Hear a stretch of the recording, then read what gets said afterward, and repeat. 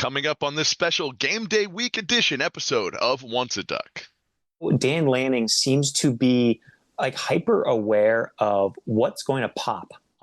All that and more coming up on this episode of Once a Duck. Where's your favorite place to take College GameDay? And I say every time, Eugene, Oregon.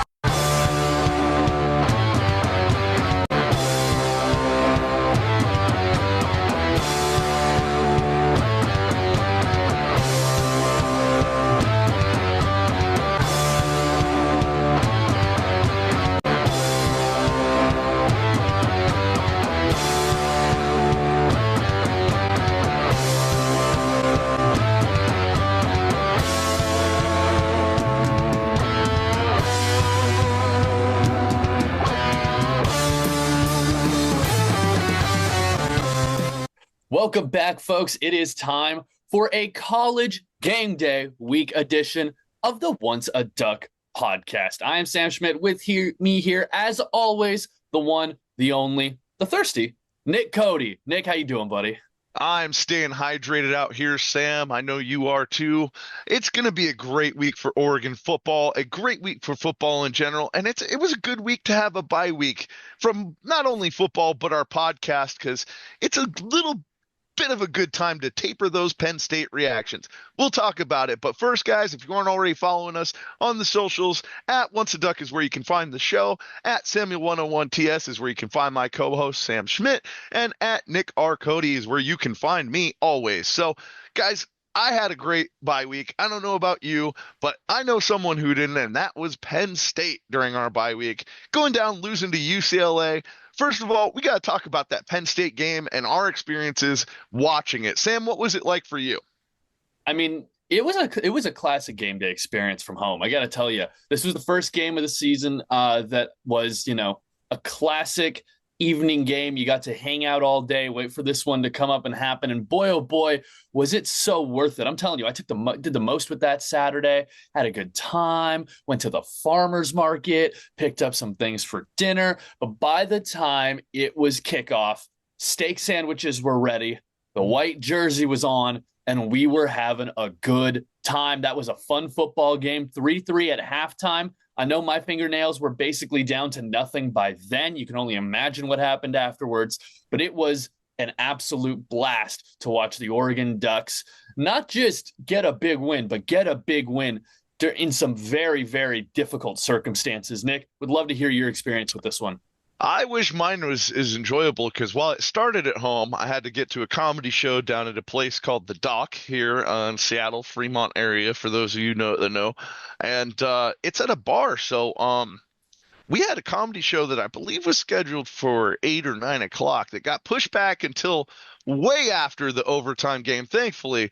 So I was a nervous wreck, wasn't able to eat for most of that time, was thinking about how do I even remember my jokes if Oregon loses this game, especially considering the bar was packed full of not only Husky fans, but again, Ohio State had just come into the town and served the Huskies an L. So the bar was packed with purple and red, and nobody that wanted to see the Ducks win except for the smattering of 5 Ducks fans we had there in a packed bar. And I got to tell you, man, they were saying some nasty stuff, especially on the head-on collision, some of the nasty hits, getting down there towards the end, but such an exciting finish that to disappoint all of them in that room, not just with my comedy, but with that results of that game. Oh, it was tremendous, Sam. Well, Nick, we both were able to enjoy that game in our own ways, but I think what fans want to hear about is our reaction to what actually happened out on the field. And my God, it was one for the ages, a classic college football matchup, one of those ones that you're going to remember for a very long time, especially any of those Duck fans that were able to get out to that game. There were a few of you out there, even if it was just one or two in a sea of white at times. You were definitely out there. And I've got to say, man, oh man, I was really, really impressed with this Oregon team. We got to remember, I'll be honest, I did not feel nearly as confident going into this game as I have about a whole lot of other Oregon football games. And this team really, really delivered in a way that surprised me. I think that not just being able to come out and weather the storm, it was 3-3 at halftime, but just be able to stick to their guns, do the things that they did well. And honestly, something that I would love to hear your opinion on, it felt like a game where they really, started to trust some of the young guys in some moments. Obviously, we've been seeing guys play a lot this year, a lot of young guys, whether it's Moore, whether it's Hill, whether it's Davidson, whether it's Finney Jr. A lot of young guys have gotten to play, but we really got to see some of them shine against Penn State.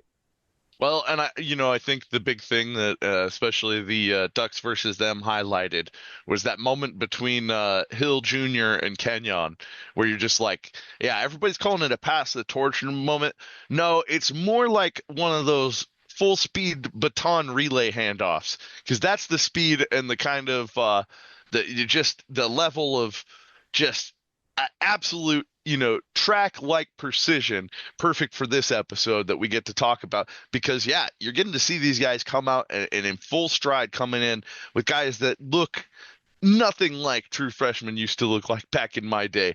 And now to know that a red shirt has changed at a school like Oregon, where it's not a development, it is actually like now a transfer notification. But that's what's crazy about this era of college football, and knowing that Oregon football has adapted shows you, especially in this game when you have to go with all the elements on the road against you. What I loved hearing Lanning say is, that really is just an opportunity for us, a white canvas, and it's just beautiful messaging from our coach that obviously the team embraced, and the fan base as a whole embraced. And it was so exciting seeing those people that made the trip out there, endured what was obviously, it looked like an insane travel schedule from what I even looked into for a brief moment of trying to go, and all of them to enjoy all of that experience all day and come out with a win. Man, I've heard from so many Duck fans that said it was just the experience of a lifetime. And even watching it in my own, little way, I'll never forget where I was watching that game. Well, I'm right there with you. That was one of those games where the shoulders were sore just from fist pumping afterwards. Like it was so much excitement at moments. I'm telling you, I think the two most wound up I found myself all game. After the second touchdown, Oregon was able to go up 17-3. And then, of course, obviously the Dylan Thieneman pick. Obviously, those two moments were by far and away the most exciting things going on in that game. And it was a game chock full of excitement, one that I absolutely loved. Somebody that I need to hear your perspective on, though, Nick, is Dante Moore. This is a guy that we have had high praise for all season long, and that is going to continue another week at least, if not more, because what he was able to do in that game, 29 of 39, 248 yards, through both of those overtime touchdowns, the shovel pass and then the one-play touchdown to Gary Bryant Jr. No interceptions either, unless we're counting two-point conversions. That was an outstanding performance from the young man. Well, and one thing, obviously people have talked about his poise and then, the emotional outlet after the game. But one of the things that I don't think people have talked about enough, especially, it felt like so many players were losing traction on that grass field out there. But no matter what, he looked smooth, composed. He was never playing outside of himself. And that is so huge at the quarterback position, because how many times do you see a quarterback go out of his way to be the guy that makes the play, that extends the play, and then that becomes the error in itself that creates a turnover. And in the end, what is the ultimate outcome and determining factor of this game? An interception. Taking care of the football is the ultimate premium, especially when you're in the Big Ten facing these really, really tough defensive battles on the road. And he took care of the football. That's the most important thing. Having that poise, knowing that you have all the playmakers around you. You don't have to be that guy every play. Man, he's really getting a mastery of this offense. And it's great to really hear him talk in interviews about how much it meant sitting behind Dylan Gabriel for a year, and just really understanding what it was like to take on that position and how much work it was, because it feels like he appreciates it a whole lot more. Well, and I think one thing about that period that was so helpful is, it helps a guy settle, and it helped him personally settle so much. The guy that we knew from UCLA, who was known to making some rash decisions or occasionally trying to do more than he was maybe capable, that guy is all but disappeared at this point. As I said, that two-point conversion interception was maybe the first time it looked like he got a little overwhelmed in a moment, but even that was just trying to make something happen in a spot where you'd known you'd already scored the touchdown. You probably had at least a little faith in your defense after being able to get some rest to go out there and make that kind of play.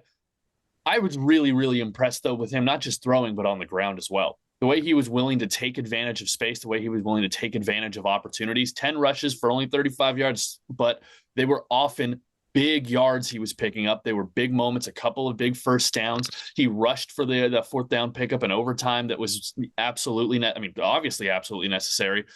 I've just been really, really impressed by how he's developed. I'm very excited to see that continue this week.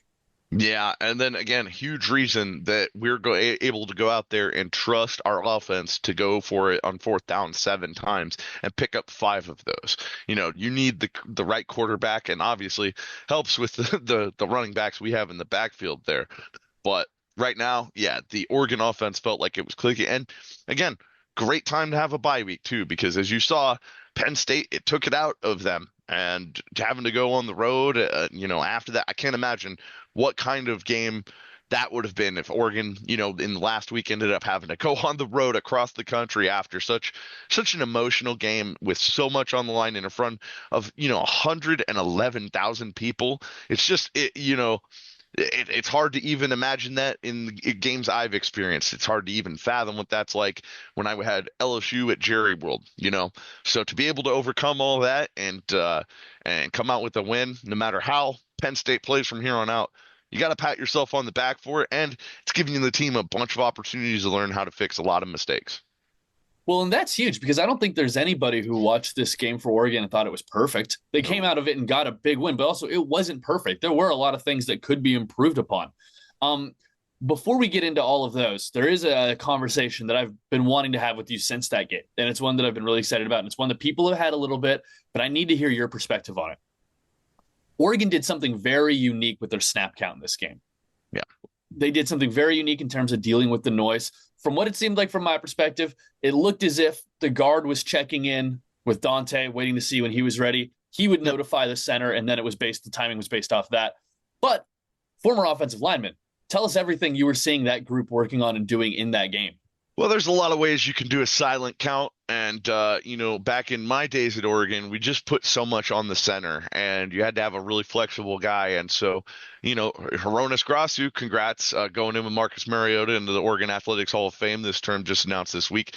Him, Max Unger, Jordan Holmes, those guys had to spend a majority of their time checking in with the quarterback by looking between their legs. But in this era of college football and the level of defensive linemen that you're going against, that's a cause for trouble right there if you're spending too much time doing that. So being able to have your center keep his eyes up, make the call, and then having a guard check and tap when the quarterback's ready to go. And then essentially offensive linemen, we all got to be kind of cued into the ball. You could kind of tell it with every guy's eye placement. They're checking once they get the call, and then as soon as they know, everybody looks into the inside with their eye and inside eye. And as soon as the ball snaps, your eyes go directly back to your target.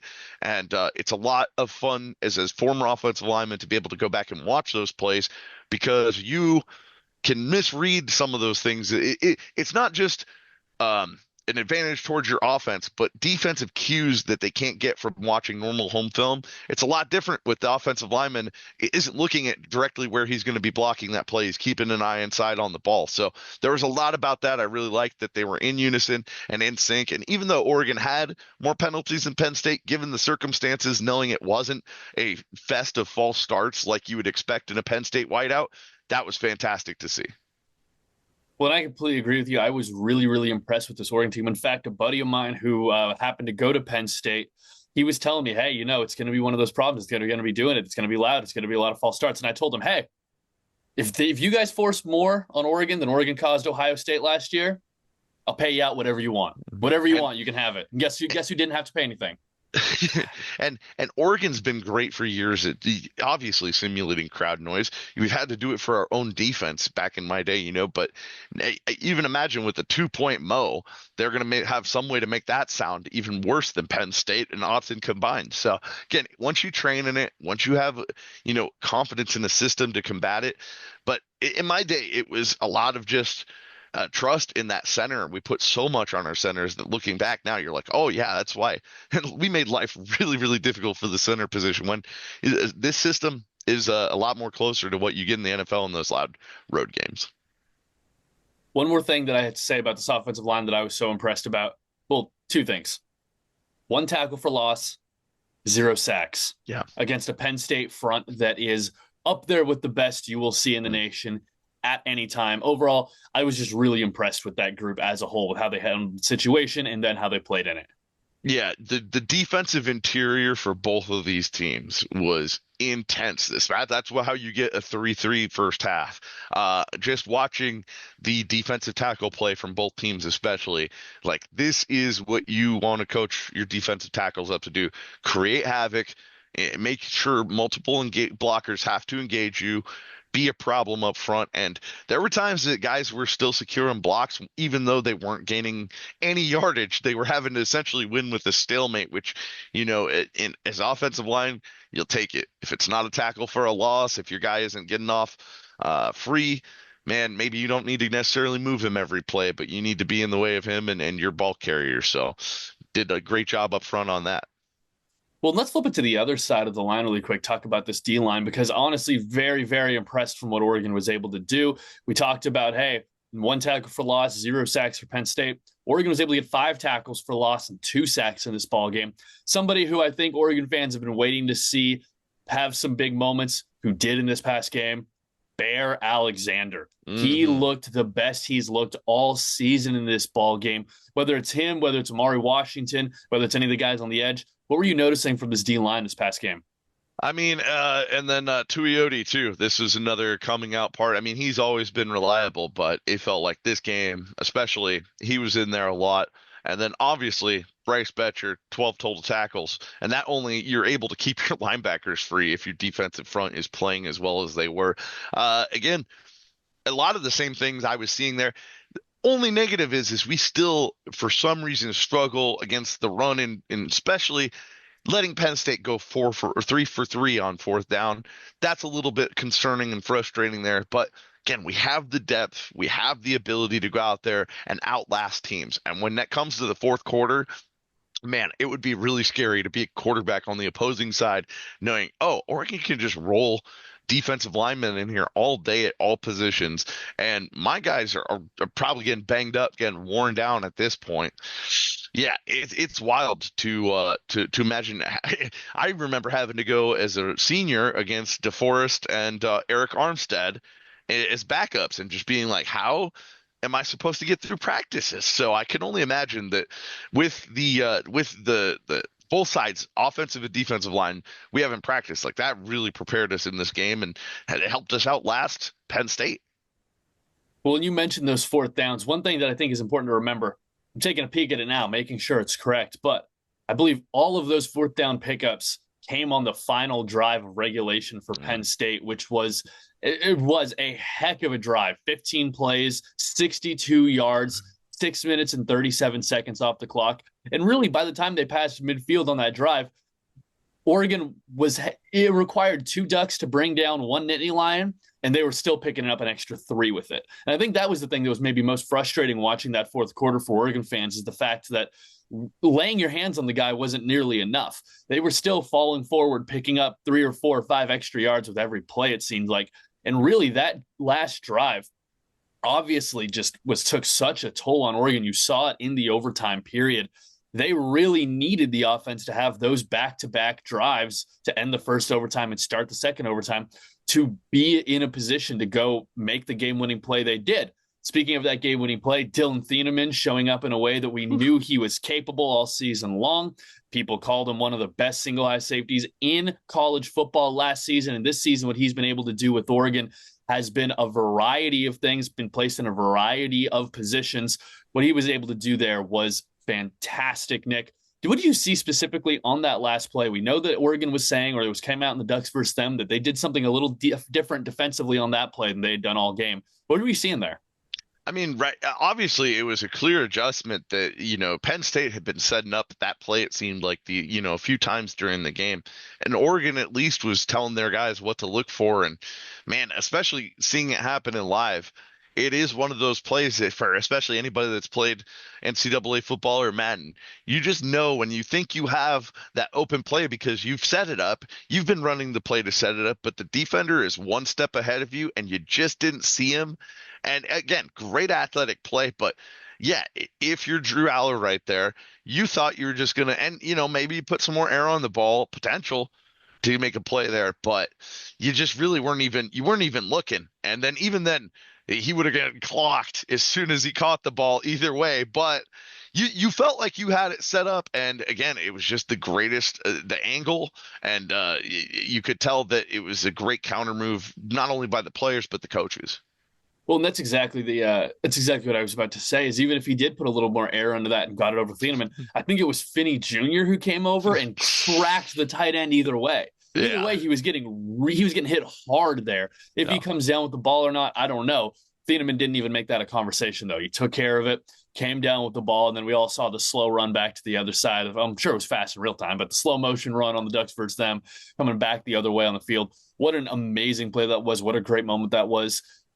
What a great game in general, Nick. This one was so much fun. I think we both knew that it was going to be around this kind of range one way or the other. The fact that it went to double overtime, that might have surprised a few people, but that just shows you how close these teams really, really were. And I think, honestly, I know they went and lost to UCLA the next weekend. If they weren't fighting the ghost of Oregon that entire first half, Penn State wins that game. Like we can just be honest about it. Shout out UCLA, shout out Jerry Neuheisel, shout out Skipper, shout out everything that they're doing with that group over there. It's awesome. That was a big win for them. Shout out all 10 people that rushed the field. Oh yeah, you had to. Okay, that was really hilarious seeing security try to go out. Like that was awesome. That was great. That was really, really funny. I'm just saying. Put a 30,000 seat stadium on campus, 40,000 seat stadium on campus, and that's going to be an epic field rush right there, an all-time classic. But they won't listen to me, though. They won't listen to me. Regardless of all of that madness, what I will say, this Oregon team, they needed this bye week that just happened. I think that this was probably the best time bye that they've had in a few years. Mm-hmm. One thing that I think I am really excited to see, though, for this next game and see what Oregon is able to carry over is what that running back room looks like. Because I really think that we might have seen in this game an official transition from some more veterans toward the younger guys. Curious your thoughts on this. My thoughts are I'm glad it didn't occur through way of a post-game punch, as in my experience. Yeah, it's a lot better when it's a natural transition earned on the field. No, all jokes aside, and for those that you don't know, you probably haven't watched this show. Go back and check. Nick, they know. Go back and check some Boise State episodes out. Know. All right. Well, I do think, man, I don't know. I think that we're going to see everybody at different points of this season. I think you have a toolbox. It's the coaches to decide what tools to use at what point of the game. Obviously, you've got your kind of your roles set there. I've never felt so confident with a goal line back that you're like, oh, that guy gets in there, and the other team has to be like, shit. And even then we find different ways to scheme it up. So I love kind of just the mentality we have in that backfield of, hey, it's going to be somebody's day. At the end of the day, we're all trying, like, especially knowing the longevity of Oregon's backs that have had the most carries as they go to the NFL hasn't been too great. So knowing that, we split those carries up with those guys that have so much talent, it's going to benefit everybody in the end. And it's a different kind of mentality now in college football that, again, that not only is it becoming more NFL in terms of, the pay, but you have to have that plethora of backs because it's just not acceptable for you to have one injury and then your season's over. Every college program has to have those guys back there, and man, it feels like Oregon has way more riches than the most 99% of college football. Well, I ask you that to kind of set up a little bit of a point here, and one thing that I will mention that you mentioned, I think that you are completely correct in terms of Oregon running backs that have a high carry total through college, generally struggling a little bit at the next level. The exception being one Jonathan Stewart. Beyond that, I will say one thing that I think this game showed us is the coaching staff's willingness and ability to roll with who's hot. De'Aaron Hill was hot in this game. He was the one who was able to make things happen. 10 rushes, 82 yards, averaging 8.2 yards per carry against this Penn State team is a really, really impressive way to carry yourself as a young man. Also, his long was 24 yards. So it's not as if all of that came on one big burst and then the rest were just little pickup plays. He was getting out and making big plays when they needed him to. Obviously, you mentioned Jordan Davison as well, 4 carries, 17 yards, but the touchdown, we know where he's going to be operating, and that's almost always going to be either in those goal line situations or as the second back setting up some great blocking, as we've seen him be able to do throughout the season. What I think this game showed, though, is that, yeah, they're going to go with the hot hand. So whether it is Hill, who's having a great game, if it's Noah Whittington, who decides to come out and he's popping off for a game, they're going to roll with him. And I think that's exactly how this coaching staff should be approaching games and situations with the talent of this running back room. If you have that many guys, if you have the ability that they do, whoever's playing hot that day, let them go nuts. Let them do their thing. Pull them out when they need it. But beyond that, let these guys spread their wings. Let them fly. Let them do their thing. And I think Oregon's only going to be the better for it. Absolutely. Well, with that, let's get down and let's keep it simple. We've had a bye week. Man, we could give so many players player of the game. I'm going to give my offensive picks to number 1 Poncho in center, keeping it secure up there. But, that's the entire offensive lines award. Everybody was able to help Poncho's job be easier, and everybody being locked in that situation. Lord knows I couldn't do it. You know what? The two guys I'm going to mention, I already just talked about De'Aaron Hill, and he would be on there for this game. The other one I'm going to look at, DeCorian Moore. What surprised me so much about looking back at this game is I realized, oh, yeah, the number 1 rusher and number 1 receiver both were playing high school football last year. And now they're doing this at Penn State. DeCorian Moore had 7 receptions for 89 yards. He was averaging 12.7 a reception. He was the only guy in double digits for that game. Also, though, Gary Bryant, just such a glue guy, goes out there and just makes every play you need him to make in just the right ways. Loved being able to see that from Gary. Just a huge game. And I know that we were all very excited to be able to see him go out there and do his thing there. Defense, Nick, what do you got? Man, got to get too many guys. I just shout them out. Tuioti out there with the sack, 4 solo tackles. Bear Alexander, you already mentioned. Amari Washington, the guy who is out there getting the same damn stats, and then you put in a guy almost with even more physical ability in Bear Alexander. Like the difference in going against those guys must be 9 days. So seeing that actually come to fruition on the field, and then Mateo gonna do his thing. Those 4 are scary up front. I'm glad I don't have to see him in practice. And those aren't even the only 4. I'd give it the entire defensive front, man. Give it to them all. But those guys showed up not only on the film, but on the stat sheet. Well, and I think you're absolutely right with that. I know, obviously, Dylan Thieneman deserves a shout out for being able to pull down that late interception. But honestly, both Aaron Flowers and Dylan Austin had big pass breakups as well in this game. Aaron Flowers is somebody who I just get more and more excited to see play every single week. He seems like one of those guys that Oregon's had a few of these safeties before, but if you get past the front 7, he's going to try to hit you with everything he has. He's not slowing up for anything. He's not looking at you. He's looking right through you, and that's exactly how he's moving. Really, really enjoyed being able to see what he did there. And then, yeah, obviously, as you mentioned, the defensive line was really, really impressive in this game. Just overall, I was so surprised with how well they played. Penn State had a total of 139 rushing yards. I think that's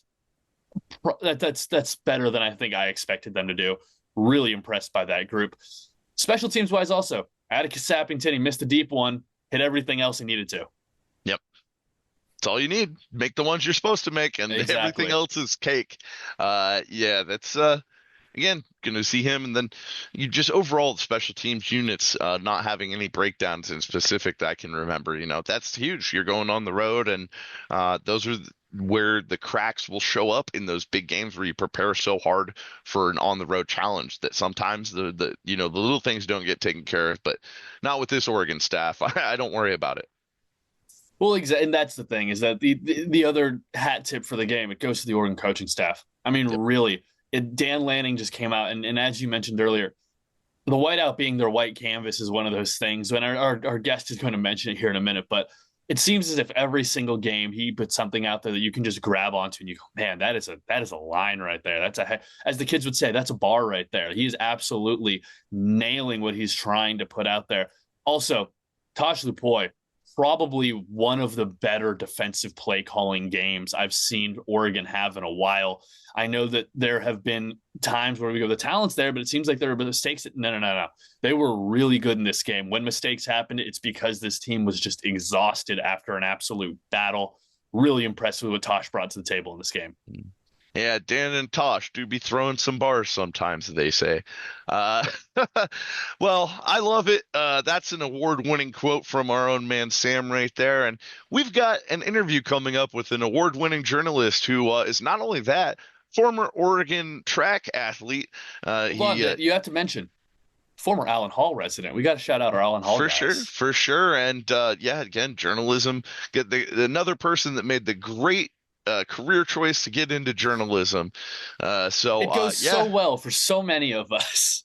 Hey, man, long jumping and triple jumping isn't for anybody, but definitely doing a 100-page research paper isn't for anybody. So we'll talk about that and a whole lot more with our upcoming guest, Andrew Greif. All right, joining us now is a former journalism grad, former Duck for the track team, and now writes for NBC News as a sports reporter. Give it up for Andrew Greif, everybody. Andrew, thanks for coming on with us. It's been a while since we've had a Duck with such a well-rounded experience that's now on a national platform. I would love to know, first and foremost, tell us about your new book, Beyond Fast. I've got it right here. You sent me a signed copy. What got you into the book, and give us your pitch for why people should read it. Thank you very much. So I grew up in Coos Bay, North Bend, Oregon. So like the Bay Area, that's the hometown of Steve Prefontaine. So it's sort of like there's like an expectation that you'll probably run at some point in your life, right? Or do something with running when you grow up there. So I like to say that I didn't really have a choice. My dad was a high school track coach, walked on at Oregon on the track team for 2 years. So track and field has been something literally since birth that I've been following and interested in and doing. And a couple of years ago, when I was working at the LA Times, I wrote a story about this high school that was kind of in suburban LA called Newbury Park High School. And they were just ripping off record-breaking times. Like every single meet they'd go to, they'd break some national record or state record. And it was like, what is happening here? And so I wrote about it then. And last year in 2024, the coach got in touch with me and was like, hey, I'm thinking about writing a book about how we did it, like how we pulled this thing off. Would you be interested in partnering with it? And I said, yeah, let's do this. Because I frankly didn't know how they did it. And I was like, I'd love to like download your brain and figure out how we can tell readers how this worked out. So that's really the genesis of it. And my hope was that, and you can tell me if I did a good job or not, or if Sean and Chris and I did a good job, but we really wanted to present the story in a way that you didn't have to love running. Like you didn't have to come from someone like my background to enjoy the story. Like there's the bigger themes there of, like doing things differently. And quite frankly, when I was in the story, it reminded me a lot to bring this all together, a lot of being around Oregon and just the way that they sort of always embraced being different and doing things a little bit differently than everybody else. So I did see parallels there. Andrew, one thing that I loved in being able to do a little bit of reading and also be able to check out some of the interviews around the book itself is I was actually able to see a little bit of what Sean Brosnan was talking about and hear a little bit about his story. All the way back when you first started writing about Newberry High School and you were first taking a look at it from the perspective of somebody just as a writer in LA, what really drew you to that story? What attracted you to it? And then what kind of fostered that connection and kept things so tight knit between you guys that when he came to writing the book itself, it was like, hey, we need to make this connection. We need to make this happen. Yeah, I think that, if there was sort of one unifying theme of that I try to do as often as I can in my work, it's like I'm attracted to people who are outliers and who do things that are unusual or unexpected or just so beyond the norm. That's like, that's a good story. I think we all are curious about people like that or programs like that, businesses. And so that's really what drew me toward it. And Sean, because his own story is extremely unconventional. How he even became a coach is very unlike the way I think most coaches in probably most sports get their job. You kind of, okay, I go to a good college and then I maybe become an assistant coach under my college coach. I learn from him some more. Then I move up to somewhere else and then I get my own program. And you've probably at that point been influenced by 2 to 3 major coaches in your life. And what Sean would do, not only did he go to like 4 or 5 different colleges, but he also would just sort of go around the country and learn from top coaches because he was like, well, what's that person doing? What's that person doing? So by the time he became a high school coach, he really was pulling inspiration from like a dozen or more people that he had been around. Sort of like, okay, I like the way this coach does this thing. I don't like the way that this coach does this other thing. And I thought that was truly unique. I felt when Sean and I started talking about it, that we just had a very shared vision that, if this is a running book, I told him, purely a running book, then I think we've failed, because there's a lot to this story, at least in my perspective, that should appeal, or at least you can connect to. Like I said, if you don't care about running, if you just care about like excellence and what it takes to do that, then I think you'll like the story. And he totally agreed with that. And I felt like with Chris, who has written a cult classic book called Running with the Buffaloes 25 years ago, he was so invaluable in like being like, and now here's how we tell that story. And I appreciated that. Man, I really loved how you tied the story back to Oregon, because, again, my first familiarity with your writing was when you were an Oregon beat writer covering the Ducks. I got to know you then. Now, you said you saw some of the comparisons, and I definitely got to experience that with Coach Radcliffe and such an emphasis on our speed program. From afar now, not covering the program, what do you see the Ducks doing that still keeps them innovative and different and separating themselves from the pack? I've been fascinated. I mean, there's lots of things, but one thing that I think probably stands out about the most is, as someone who is still engaged with following coverage, I mean, a lot of my friends still cover the team, so I'm still reading their work and supporting them. But I'm not there day to day, obviously, anymore. So one thing that catches my eye as somewhat of a casual-ish observer is how Dan Lanning seems to be like hyper aware of what's going to pop on social media. Like, remember the speech before the Colorado game, before the Sanders first game at Autzen, that kind of went national and viral. He's had multiple moments like that. The jump around at Wisconsin, the Penn State, sort of the whiteout, this is our blank canvas.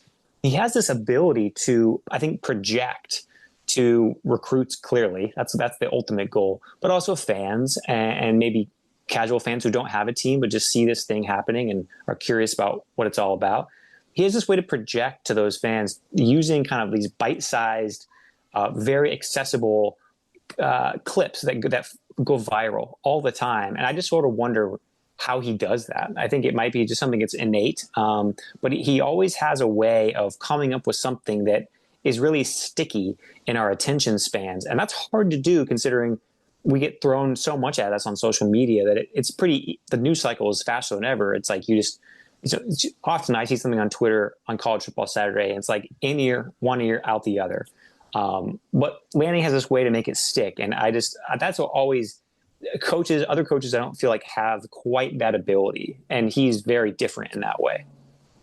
Once again, we're being joined by Andrew Greif, talking about his new book, Beyond Fast, How a Renegade Coach and His Unlikely High School Team Revolutionized Distance Running. Andrew, I wanted to be able to ask you, as a former Duck, as a former Allen Hall dweller like the two of us are, one thing I was curious about from you in this book is, as somebody who does have that experience with running, what was something that you think Sean was doing with his team that you recognized as, oh, that would have been a huge thing, that looks like it's a huge thing for a young athlete to be able to experience? I think the biggest thing, the most important thing, that we did an element of this when I was in high school, but Sean took it to the next level, was about his third or fourth year at Newbury Park High School. He said, look, every summer we go to high altitude, which is kind of essential to training for running. You just get more, it basically helps you bring more oxygen, be more efficient processing oxygen the longer you train at altitude. And he said that, look, we go to altitude every summer for about 1 week, maybe 1 to 2 weeks. I want to go there for 4 weeks, for a full month. And the the parents of the team were initially like, what are you talking about? Like, we're not going to let our kids go up to Big Bear Mountain for a whole month, like during the summer. But he said, please trust me. And I think there's obviously physiological benefits that come with that. With the running part of it, just the purely like how your body works with the oxygen and the red blood cells. But I think it's really more about like camaraderie and teamwork. And again, like my high school, I grew up I went to high school in North Bend High School, and we would always go south to this Gold Beach area, kind of up the water, up the Rogue River, up the Illinois River to Agnes, Oregon, which is this tiny place. It has a post office and that's it. And we'd go there for about a week, and we'd camp and we'd run. And it was like really pretty awesome team building experience. So to do that for a month and to figure out the cost behind that, and to really get the kids to feel like, okay, when you step on the line in a national championship, you can rely on your friend because you've been doing way harder stuff than running 3 miles at sea level. Like you've been running 10 miles at 7,000 feet. So that was beyond what I think pretty much any other team does. I actually saw recently that the Oregon cross country team, which is coached by Jerry Schumacher, one of Sean's friends, actually, they just came back from a month at altitude in Park City, Utah. And I thought, oh, interesting. Like, I just wonder how much that might become the norm for high schools and colleges now that Sean has written about it and talked about it so much. Wow, I really appreciate that. And that perspective is not only, that's the kind of stuff, again, that Oregon was always trying to find the competitive edge. We've got, thankfully, a big competitive edge in the game this week. College GameDay's here. In your experiences covering a vast variety of sports and teams, what separates Autzen Stadium, and especially with that game day experience, from other sports you've covered? I actually nearly came to this game this weekend. I couldn't make it work, but some friends of mine wanted to go. I nearly did it. And I was telling a friend of mine who's an Indiana grad, I said, you have to go because you have to experience Autzen. So this is actually a perfect thing you're asking me, because I was selling him on this like a week and a half ago and saying, you should go because it will not strike you when you walk in as overly, intimidating or, even loud in the early going. But it just kind of, the noise level never really stops there. It's just pretty loud all game. And the way obviously the architecture and how it just all filters down into the bowl is unique. I think that is really what maybe I've had ex-players tell me that was something they felt like they could sense. And maybe Nick, you're telling me if you experience this too, but they felt like they could sense in the third or fourth quarters of games, like there was like a look that could come over opponents sometimes, like it's still this loud, like it's like this 50,000 people shouldn't be like this. Mm-hmm. And I find that unique because you would think of like the best places to see a game in a sport. You think of the 100,000 seat stadiums. Yeah. And Autzen has clearly had a reputation for 2 decades now as a difficult place to place, but I think about last year's Ohio State game, the pictures of the fans who, they're like texting their friends over their shoulder. And it was like, it's so loud.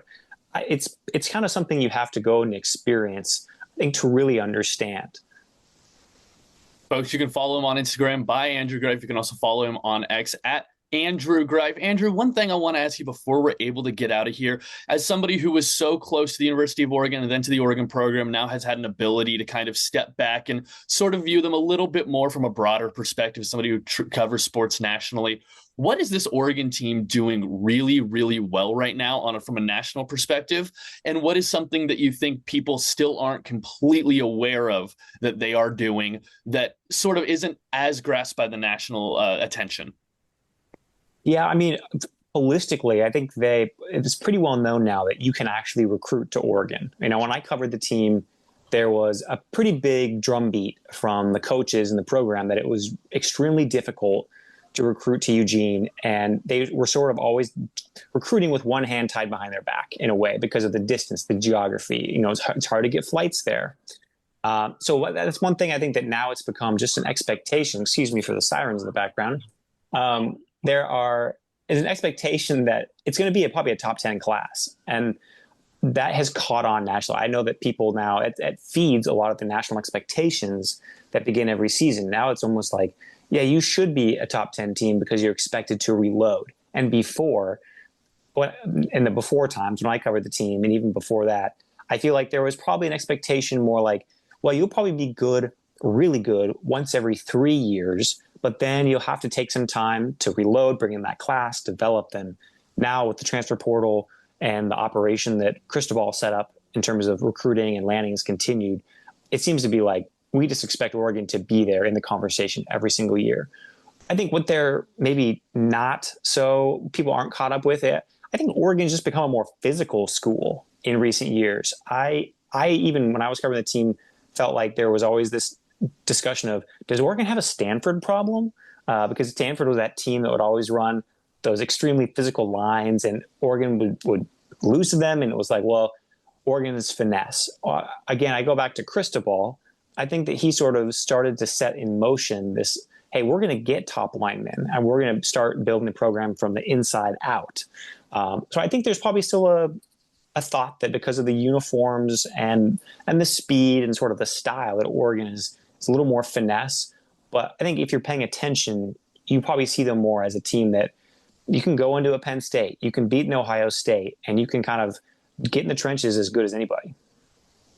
All right, I've got one more question for you. Something we don't get to ever ask because we don't have too many other journalism grads come on here, especially from an era. Anybody younger than me wouldn't know what info hell is. Tell me a little bit about your info hell experience and how much did it help you write the book? Oh man, info hell! I was one of the last classes that actually had to take it. I was the very last. I liked it a lot because I'm not sure if your listeners are familiar with it, but they just make you research the hell. That's the hell part of it. The hell out of something, and cite dozens of sources and document those sources and pull from not just interviews but news clippings and anything. Like, they made you really run the gamut. There are sort of any public documents, and so I think that there's always, what it instills in anyone who goes through that is there's always probably another way to find some information out there, and don't just do it on one Google search. So for me, I'm always thinking about like databases. Where can I find publicly available information? For the book, it wasn't something that played a huge role because there was a lot of the story is filtered through Sean's perspective. It's written in first person because this is Sean. I mean, he was literally telling me the story, and then we would shape that story. So a lot of it was based on really what's happening from his perspective. But there were times when he'd talk about, hey, there was this race and this guy did this, and I'd have to go fact check it and be like, did this really happen, or what's the story here? And some of them required some digging because not every single race is digitized. Not every single race has a video on YouTube, and a lot of them do from that era. So there were some times there was some digging, but I would say in the broader context of my career, info hell, as much as I hated it, as much as I hated writing that research paper over Thanksgiving, my sophomore year of college, it did me a world of good. And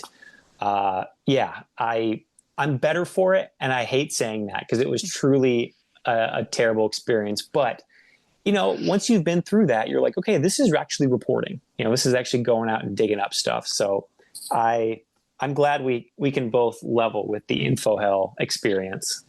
Yeah, 50 pages of annotations later. I don't even know where my project is. That's the other thing. I feel bad saying that.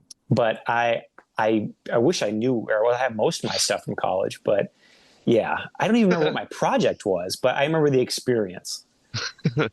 Folks, once again, the book Beyond Fast, How a Renegade Coach and His Unlikely High School Team Revolutionized Distance Running. Andrew, thank you so much for hopping on with us. We really appreciate it. We always appreciate hearing from former Ducks. Once again, folks, you can check out his work on NBC News. I was actually just reading the article, the NFL teams that shouldn't be as good as they are, like just yesterday. And as a Seahawks fan, I was fuming reading about the 49ers and the Tampa Bay Buccaneers. But beyond all of that, Andrew, thank you so much for coming on. Everybody go check out his work. We really appreciate having you. I appreciate you having me on and would love to do it again. If you ever want just a simple journalist like myself back on, I'd love to come on and chop it up with you guys. Love it. 2 J school majors are never going to be mad at that. Yeah. I'm an easy source. Call me anytime.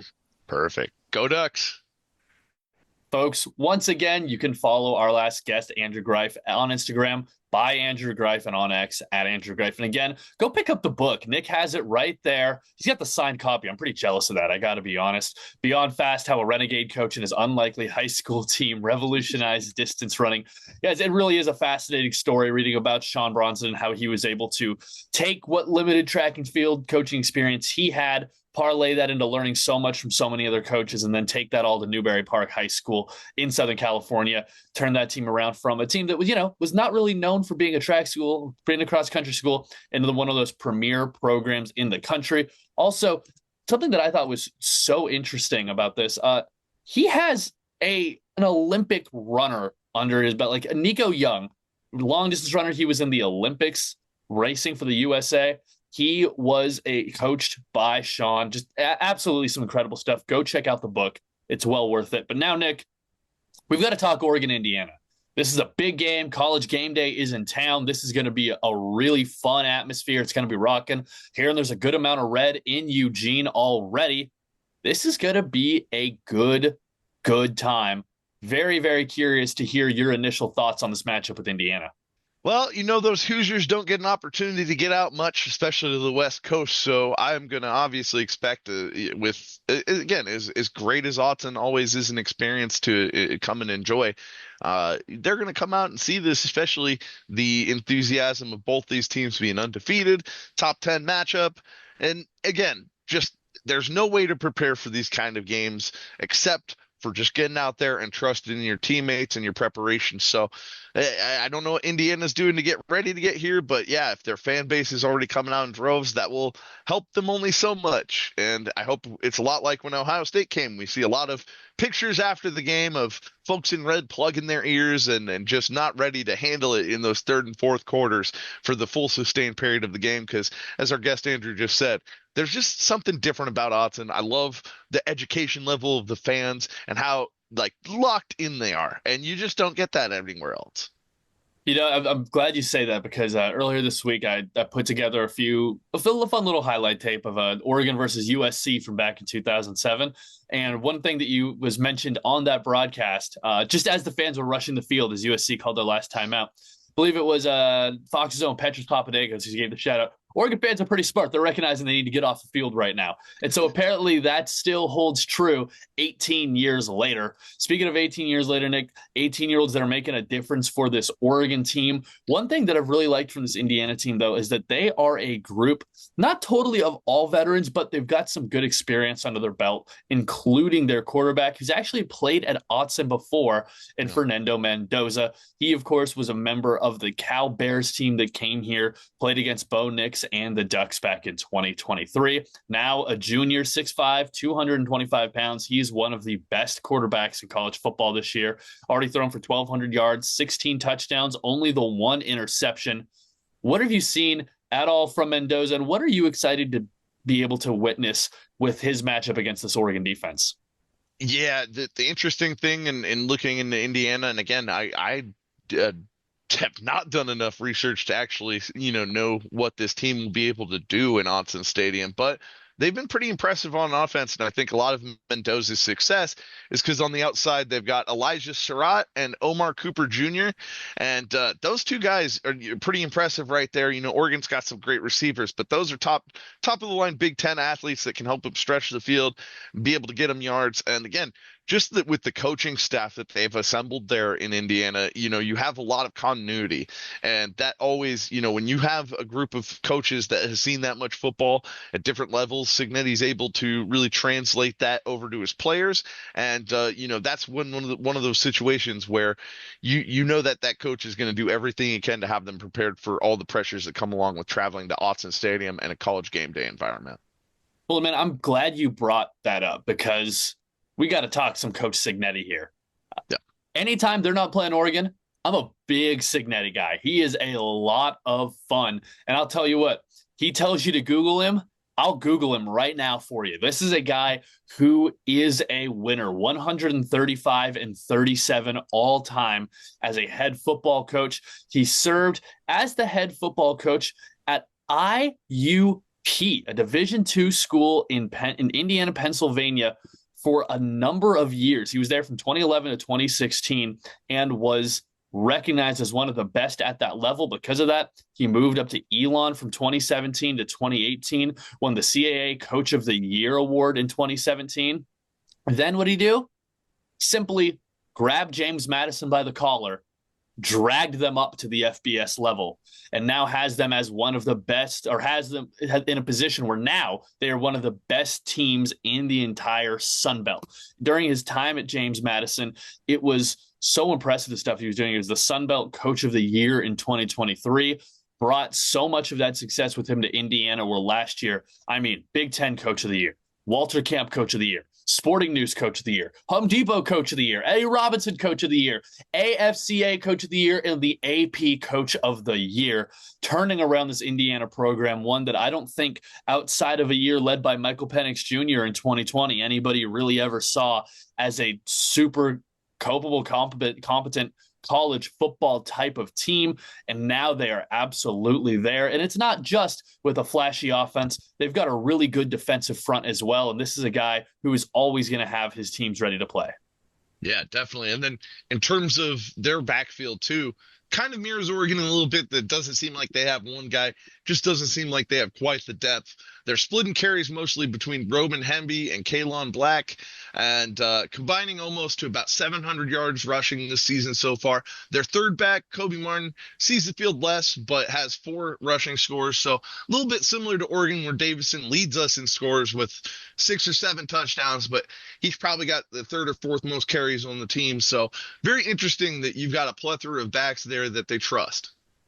Well, they have a plethora, and they've got a good group. And I will say, all of these guys, there's just some big, stout, strong guys, right? I know Kobe Martin, he's about 6 foot 207. And then for Hemby, you're looking at a guy who's 6 foot 208. When it comes to Black, you're looking at a guy 5'10", a little bit short, but 210 pounds. He's going to be an absolute bowling ball for you. This is a group that can really, really start to cause problems running the ball, right? When they blew out Illinois a few weeks ago, right? And I'm telling, they blew out Illinois. Anybody who's not super familiar with what happened in that game, they went into a game against Illinois 63-10 in this game. That was a top 10 ranked Illinois team. What they do the next week, they wouldn't beat USC. So it's not like they're bad. Indiana just absolutely gave it to them in every way, shape, and form in that ball game. We talked about what they were able to do on the ground, and yeah, Martin and Black, they were able to combine for just about 200 yards together on 22 carries. Each of them, in fact, averaged 8.9 yards per carry in that game. And Illinois is not a team with a bad defense. That is a team that can really get out there and play some defensive football, and they just got absolutely torched. Mendoza was a big piece of that too, though. 21 of 23, 267 yards and 5 touchdowns in that game. Really, when it rained, it poured on Illinois with Indiana, and my God, they made it rain hard. Yeah, everybody, I remember that was kind of the dark horse Big Ten pick for everybody. And Indiana really redefined poppin' champagne there in Champaign, Illinois. So I think that one was in Indiana, but yes, you're good pun. Good pun. Yeah, I'm just saying in general, like, hopes were completely obliterated for anything after that game, and the media, again, completely silent. So very interesting that to consider in this dynamic of this game, because that's the kind of thing you could see a Cignetti team kind of motivating themselves with, is the opportunity to take that underdog role and really make the most of it. And they certainly did make the most of it. This is a team that really, really has been doing some great things on both sides of the ball. If we're looking at what they are able to do on offense, 41.7 points per game right now. That ranks, I believe, 7 in the nation. They're doing a great job there in terms of yards per game. 503.5. That also ranks at about 7 points per 7th place in the nation. One more place for the 7th in the nation, yards per play, or excuse me, points per play. They're averaging 0.5 points per play, just over 0.5 points per play. That is really, really impressive stuff. And this Oregon team, they're going to have to be ready for it. Penn State, that was a challenge. Yeah. This is going to be probably the most versatile downfield attack that they are going to see until maybe USC. I think that's probably fair to say. This is going to be the best group out wide and one of the most capable quarterbacks of connecting with those guys that they're going to face. Yeah, and that kind of offensive efficiency is such a different game plan than what you've had to go against Penn State, who's trying to really grind it out, trying to, really suck the life out of the football sometimes. This feels like an entirely different mentality of, they're going to put points on the board, and you're going to have to hopefully either match that or find a way to shut them down. And as we've seen from multiple teams, it's been difficult for them to do this season, but Autzen Stadium is an entirely different animal, and how they are able to handle that is going to tell us a lot about this game. Well, and that really will. And I think that's going to be a place where this is going to be fascinating. I think if I had to point to any kind of a weakness along this Indiana offense, and there really isn't much of one, but maybe the tackles have looked a little shaky at times, possibly. And in a game where you're not going to be able to really afford to double team the edges with what Oregon brings up the middle with Amari Washington's speed and Bear Alexander's strength, Oregon's edges might be able to take a little bit of advantage here. This could be a big game for Mateus. Could be a big game for Tatum. Even if Blake Burgess or Elijah Rushing, they might be able to get in there and make some things happen if given the time. This could be an opportunity for this defense to really be able to get to the quarterback and cause some problems. We know what Mendoza is able to do offensively. He is at his best, as any quarterback is, of course, but he's at his best when he's kept clean. He's one of the most problematic quarterbacks to face in the nation when he has a clean pocket. Top 5 in the nation. When he's pressured, suddenly becomes a lot more average. This is a guy who becomes much more middle of the pack nationally. As soon as you send a blitz, as soon as pressure gets on him, he has to move around a little bit. It changes and things get more difficult for him and this offense. Oregon's defense being able to cause that, it's going to be huge in this game. And reverse side of the football, knowing that Indiana is such a big zone defense team, we're going to have that same patience sometimes in our passing game as well. Guys are going to have to be able to settle in spots of the zone where they're going to get open. And sometimes when those plays break down, it's hard to necessarily do the same things against a zone defense you would as against a man defense, where you're able to essentially, hey, I'm just going to break off and get open.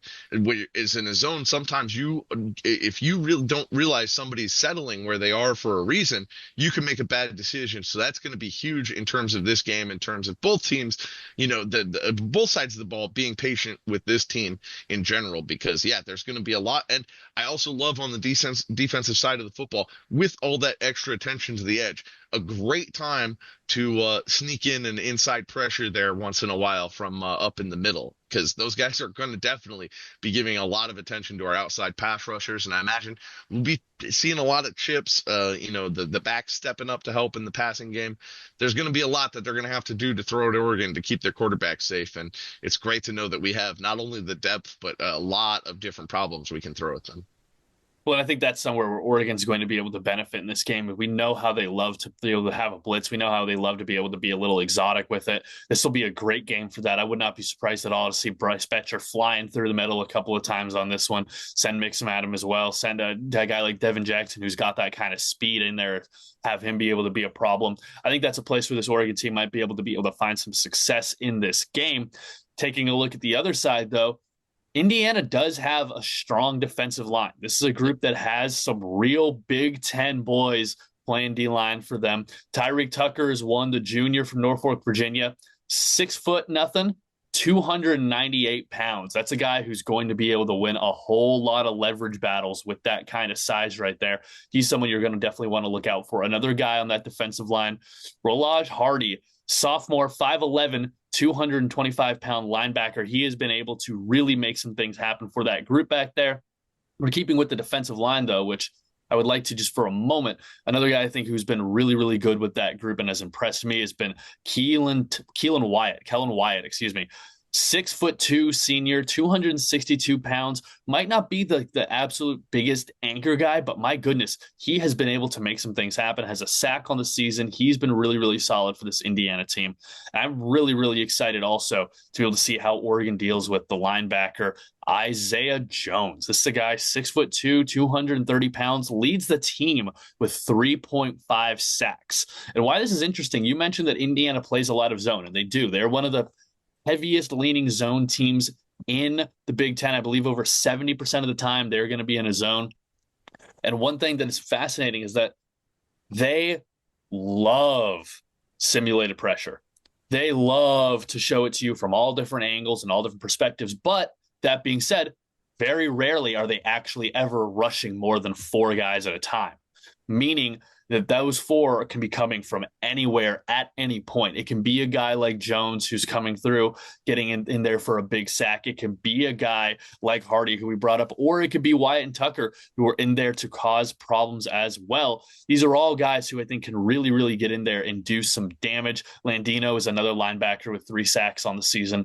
Kurt Cignetti loves bringing his linebackers. He loves he loves showing simulated pressure, and he loves being able to get home with 4 guys. Oregon's going to have to be aware of that, and especially in a game where you're playing a zone team where you're going to have to be patient, probably going to have to take things underneath a little bit more than you would on a regular basis. You're going to have to be careful of this. Not only that, but their leading tackler right now is safety Luis Moore or Lewis Moore. Forgive me if I mispronunciated. But he is actually like a super senior. He just recently, I believe, had a lawsuit against the NCAA so that he could be eligible for this season. Not only their leading tackler with 30 tackles, but again, 24 years old, has all that experience, played, I believe, 3 years at junior college that now, because of the rules, aren't going to count against him. I don't know. Maybe I've got a couple junior college years left in me too, Sam, but he'll be out there leading their defense on the field. And you know what it tells me when your starting safety is your leading tackler on your football team? It tells me our offense could potentially be getting a good 5 to 6 yards without that first contact, if that's what's going to be the case in this game. And if you're going to do that against our backfield, could be a long day, Sam, but never know with College Game Day coming to town. Well, and that's it, man, is that there's going to be some emotions in this one. This is going to be a high octane emotional ball game for both of these teams, both of them wanting to prove something. Also, two teams that are both coming off of bye weeks. So they've had 2 full weeks to look at this one and get ready for it. I think looking back, I watched I rewatched the Indiana Ohio State game from last year.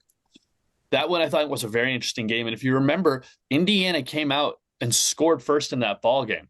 Their scripted drive to start the game was fantastic, and I really wouldn't be surprised to see something similar in this game. They've had 2 weeks to prepare for it. If they come out and score touchdowns on the first couple of drives, I won't be surprised, because this is a team that when they have the time, they're able to script it, they're able to put together a game plan. They're very effective. And again, it's going to be a great coaching matchup here, because Will Stein has really been the same way. I've really liked a lot of his offensive game plans, even when, despite the kind of slow offensive start scoring wise, I really liked a lot of our early offensive drives out at Penn State. I felt like a lot of the things we were setting up would definitely made sense and paid off later in the game. So it's going to be a great coaching matchup. And again, overall, who knows? These teams don't get to play each other enough that we really don't know exactly enough about the Hoosiers to really say one way or the other. But we're going to find out this Saturday with a 12:30 kickoff, unfortunately. I wish it were a little bit later, because I won't be able to be there. But, Sam, I think Autzen Stadium is going to bring it. I know I'm going to. I'm going to be as loud as I possibly can be. I know the stadium's going to be going absolutely crazy. And, I really do think that after that Penn State game, man, Oregon fans might have got a little confident here, because I don't know. There were plenty of quotes after that game. One that I know I sent you was about the difference in fan noise. I've got to read this on here. I knew I was going to read this on here just because it's so good. And this it's one of the best descriptions I've ever heard. I'm sure most of our listeners, most of our watchers have already heard this, but you're getting it again anyways. Shout out Reddit for this one from Top Attitude 4987. Seeing it on TV, I think I learned to appreciate how they have very different vibes, that being playing Beaver Stadium, playing in Autzen Stadium. The whiteout seems like a movie, like one of those big sports dramas, and this is the big game. It's sort of an overwhelming emotional intimidation, very cinematic. I don't think that's wrong at all. From watching that game, that's exactly what it seemed like. It seemed like one of those huge moments, and from everybody we heard from, that's exactly like what it was. But now here's Autzen. Autzen Stadium is a torture device. If Happy Valley is Rudy, Autzen Stadium is Saw. Perfect timing for this with Halloween coming up. There is no magic. There is no pageantry. There is just constant ear-shattering drone for 3 straight hours. Penn State fans want to overwhelm you with emotion. Oregon fans are sadists who want to hurt you as badly as possible and will sacrifice their own well-being for a single false start. That might be the most accurate description of Autzen Stadium I've ever heard in my life. My voice after the Oregon State game, which wasn't even that competitive, is proof to that. Yeah, we are that kind. I still remember being a recruit in 2007 and going to every single home game in Autzen Stadium and knowing, wow, there's just a different level of commitment to people I'm going to sacrifice my own sports watching experience in a way, just so I can make everybody's eardrums hurt, including my own, and be a contributing factor to that. And there's that point of Autzen where it gets so loud, you don't really hear how much you're contributing. You just feel it. And that's like when you start getting lightheaded from that, that's when you truly know you're a part of Autzen. I've been there many times, Nick. In fact, at this point, there's very few times that I don't go down there without a couple Excedrin migraines packed away just for when that happens. I've seen you lightheaded before you've even gotten the stadium. Hey, those were good times, but those were different times. What I will say about this one is that, number one, again, shout out Top Attitude 4987 on Red for that awesome description. I know that's one that brought a lot of Oregon fans a lot of joy over the last few years. This is going to be another one of those possible big, great atmosphere games, right? You mentioned that 07 season. That game against USC was another middle of the day game in which it probably got as loud as Autzen, especially before the renovations, had ever really gotten before. Now, again, we're going to be having another one of these games. One that I actually thought back to, 2022 against UCLA. That was a game, another College GameDay game, another game that started at 12:30, and another one where you're sitting there going, oh my God, man, it is so loud in here right now. This place is rattling, and it absolutely was. I know exactly what you're talking about when you don't even hear the sound out of your own voice anymore. I know there is sound coming out. I don't hear it. I just feel my chest vibrating the way everything else is around me, which means that I've gotten to the right timbre or whatever the heck. We're hitting the right tone here. We're doing this thing right. And it is going to be another one of those potential atmospheres at Autzen this week, and one that I am so excited to see. The Ducks, last time I checked, I believe they're still favored by about a score in this game. You know that you can hand about half of that over to Autzen just for being the incredible atmosphere that it is. And I'm really excited to see how this Indiana team approaches that. This is a team that, it's a Big Ten opponent. They've got some firepower. We've talked about how talented Mendoza is and what he's able to do. He's a guy who's experienced Autzen before. Maybe if it even wasn't necessarily at its best that day, which as someone who was at that Cal game of 23, I could say it was good. Wasn't the best Oregon could do. It was very good, though. So, Nick, while we still have a few minutes left on this podcast, we just need to start getting into the nitty-gritty of this one. What are your keys to the game for Oregon to come out of this matchup with Indiana successful? Yeah, I got three things, and they're all particularly on offense.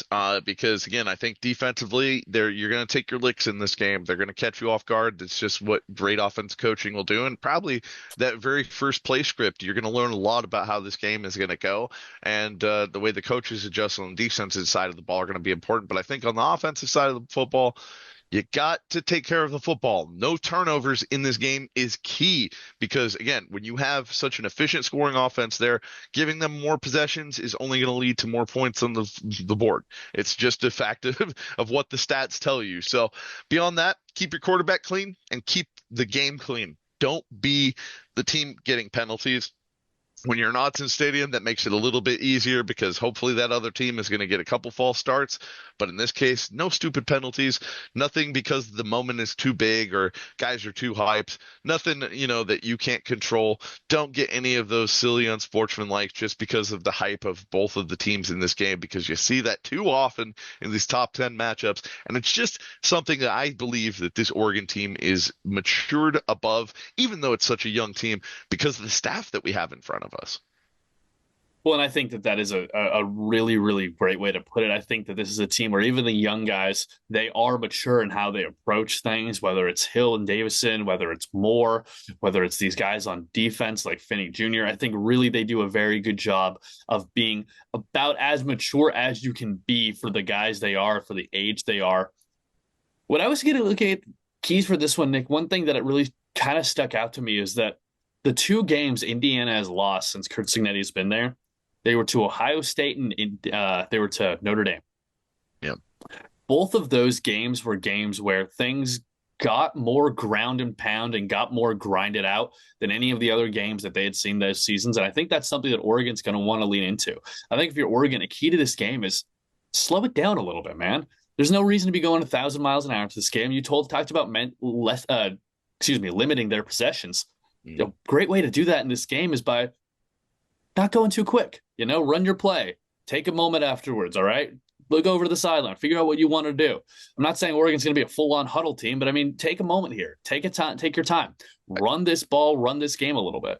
I really love that, not only in terms of the change of mentality on the field and the game plan, but from listening to Coach Lanning and how he's approaching this bye week a little differently, because what we've heard in the past is Coach is so gung-ho about Bloody Tuesdays and some of my theory about what happened going to the Rose Bowl last year, and from hearing, from guys on the team, some of those practices were pretty damn intense in the bowl season. And I think there's such a fine art of difficult practices, but knowing when to pull it back a little bit, because not only does, like that kind of creates a thirstiness for that physical engagement and activity. And I know over the years I was at Oregon, Chip tapered it a little bit every year and learned a little bit more every year about what his team needed.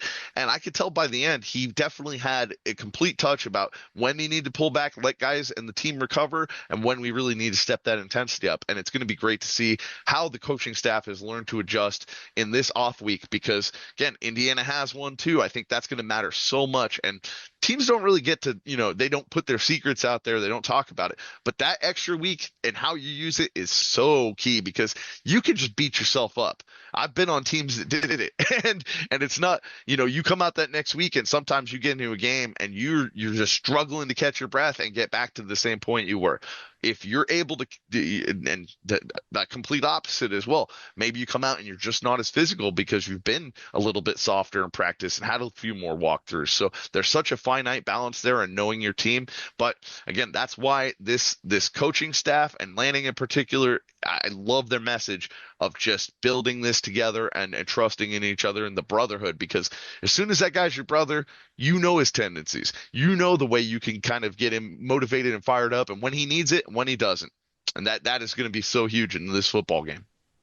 I completely agree with you, Nick. And it's really going to be one of those games where, just like in this last one against Penn State, we learned a lot about this Oregon team. This is another one where we're going to learn a lot about this Oregon team. We get to see how they're able to handle these situations coming out of a bye week, coming off of a little bit of rest. We're going to be able to see how they handle a team that just wants to attack you completely differently than Penn State did, both offensively and defensively. I'm really, really interested in this game. I'm really excited for this game. This is one that I'm definitely looking forward to. Again, 12:30 on CBS. If you're not going to be there in person, don't worry. Nationally televised, as it seems at this point, almost every single Oregon game is. Man, I just can't get over how much fun this is going to be. I think this is going to be a really, really fun ball game. But Nick, I think it's time. We got to talk predictions. Yeah, it's the only thing left here to say, and I'm just going to keep it nice and simple. I've got the Ducks winning. I would like to point out for everybody that throws a prediction down there in the comments that if you get it right, we'll share it on here. And I just want to point out, Sam got it very, very wrong picking against the Ducks in the last game. Someone has to make the show interesting. With that, I'm going to go with a confident prediction of Oregon 34, Indiana Hoosiers 28. Ooh, we are very close on this one yet again. And this is another one of those ones where we never discussed it before. We maybe need to start to, because I'm right there with you. Only difference is I think Oregon beats the spread in this one. I think Oregon beats the spread in this game. I think that it's one where they are able to win it by 10. My final score, Oregon 34, Indiana 24. This is going to be another game where I think both teams probably score a touchdown or two early, and then things slow down for a while.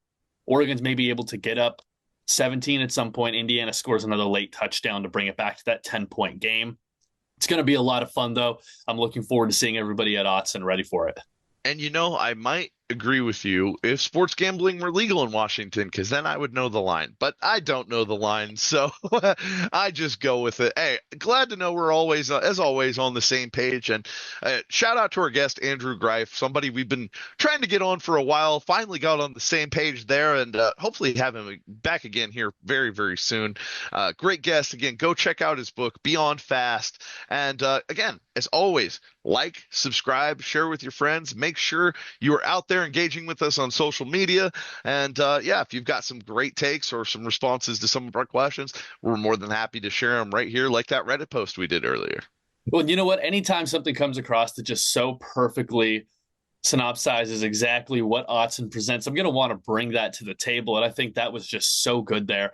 Honestly, anytime we're able to just share a little bit about that Autzen experience, I'm going to want to. Speaking of that Autzen experience, folks, wear your yellow this weekend. I know the team's wearing green and black. I get that. Wear yellow. It's going to make the crowd absolutely pop. It's going to look a lot of good in Autzen. I don't like how yellow looks on me. I don't care. Wear yellow. It's going to be fun. Nobody's there because they want to see how you look. It's going to be a great time. Yep, and all the Seattleites, I hope to see you guys at GameWorks. I'll be wearing the very similar shirt. You will see it if you show up, and as always, I'm excited for another day in Autzen. What Saw movie do you think we're gonna get, Sam? Is it gonna be a Saw 4 disappointing groaner, or are we getting like the original OG? You know what? I'm going OG here. We're going to have fun. This game is going to be a puzzle for Indiana in the very best way, and I am looking forward to Oregon hopefully setting up a couple of traps that they're not quite able to get out of. Nick, let these people know what they need to know. Let's get out our way. These people got to go have a game to watch. Yeah, and you don't have to saw my leg off to be able to get me to get out of here. So, guys, thanks again for following us at Once a Duck, and as always, once a duck, always a duck. Go Ducks, baby.